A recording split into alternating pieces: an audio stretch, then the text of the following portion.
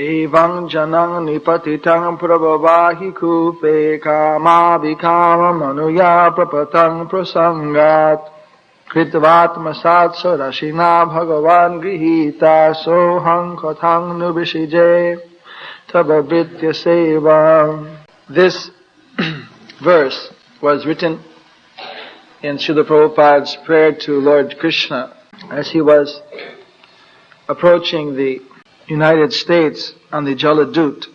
And actually, Lord Nrsimhadev explains later that anyone who studies these prayers of Prahalad Maharaj, he's guaranteed to become a pure devotee. So, each of the prayers is filled with so many instructions. This is also one of the most important. That Nrsimhadev, of course, is one of the avatars or incarnations of Krishna. There are not many gods. There's one God, Krishna. But he assumes different forms and different pastimes so that he can satisfy his devotees.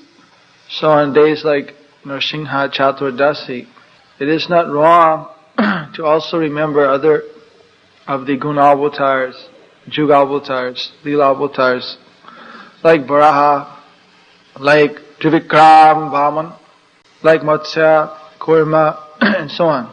However, for the preachers, the form of Nrsimhadev is especially wonderful because the preacher is actually trying to follow in the footsteps of Prahalad Maharaj.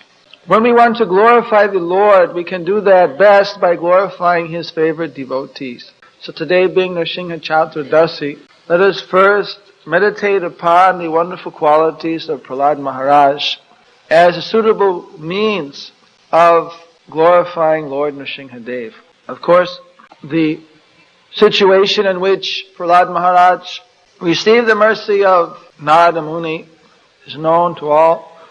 Actually, Hiranyakashipu, his demonic father, had gone for austerity, and at that time the demigods, taking advantage, kidnapped his wife, who was pregnant, with the intention that as soon as the child was born, they would kill it. They would kill the demon. Of course, here we see, even though they intended to kill the child, they couldn't dream of abortion. This is a side point. They were going to wait until the child was born. They knew that in either case, the child was, going to be killed. But the idea of killing within the womb of the mother, that didn't even apparently appear to their minds. So, however, they were stopped by Narad Muni, who knew that in the womb there was not a demon but a great devotee, and he took the mother and began to give spiritual instruction. Prahalad Maharaj in the womb was listening to every instruction given by Narada Muni and understanding. So when Prahalad Maharaj was born, he was already filled with knowledge of Krishna consciousness. So, because of having that Krishna conscious devotional spirit, right from the very birth he was immediately at ends with his father.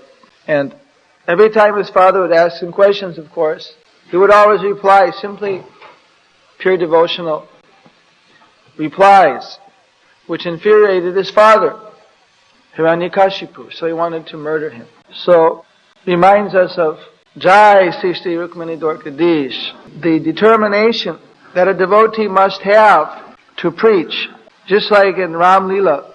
In Ram Lila, when Sita was being stolen by Ravana, then the bird devotee, Jatayu, he attacked Ravana to try to save Sita.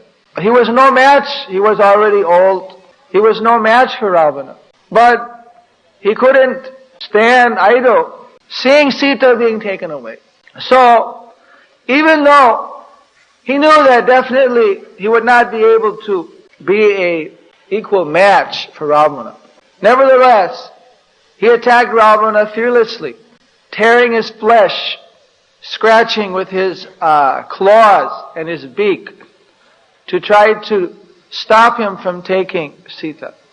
Of course, extremely embarrassed by this attack, Ravana was impeded from taking Sita Fearless, he took out his sword and he cut off the wings of Jatayu. Of course, Jatayu lived long enough for Ramchandra to come and get the message of who had taken Sita. The Srila Prabhupada instructs us that this mood of Jatayu, that irregardless of whether it appears that he will win or not win, the devotee simply carries out his duty, even if it means costing his life. We've seen the same determination here in Prahalad Maharaj. Actually, we're also seeing the same determination here in our midst. There have been some people who are saying that it is not possible to distribute any more books in America. Some such rumor has spread. In fact, it reminds me how Srila Prabhupada was told by his godbrothers that Lord Caitanya doesn't mean that Prativite Ache Jato Nagaradigram Sarvatra Prachar Hoibe More Nam. Doesn't mean that every town and village, it must mean something else. Every town and village in West Bengal or something. Whatever, they couldn't exactly understand how it was possible by their vision that Krishna consciousness could spread to the West. So they just didn't want to accept verbatim Lord Chaitanya's statement. Similarly, sometimes we hear rumors that such and such place is burned out. No more books can be given out. Or you have to think of some alternative comic books, something else. So, of course, we see in Jatayu that it appeared to be a hopeless cause. Similarly, it seemed a hopeless cause when Hanuman went to Lanka, but he set the whole city on fire. Similarly, it seemed a hopeless cause when Srila Prabhupada went to the West, but he has also set the whole West on fire. Fire of Krishna consciousness. So, also Srila Rameshwar Swami, everyone is telling him, well, the BBT is finished. No more books can be given out. But he's also determined that Srila Prabhupada's order to double book distribution, how could it have been given if it wasn't possible? What to speak of that books are no longer to be given out. So we're seeing that same determination in our midst to carry out Srila Prabhupada's order.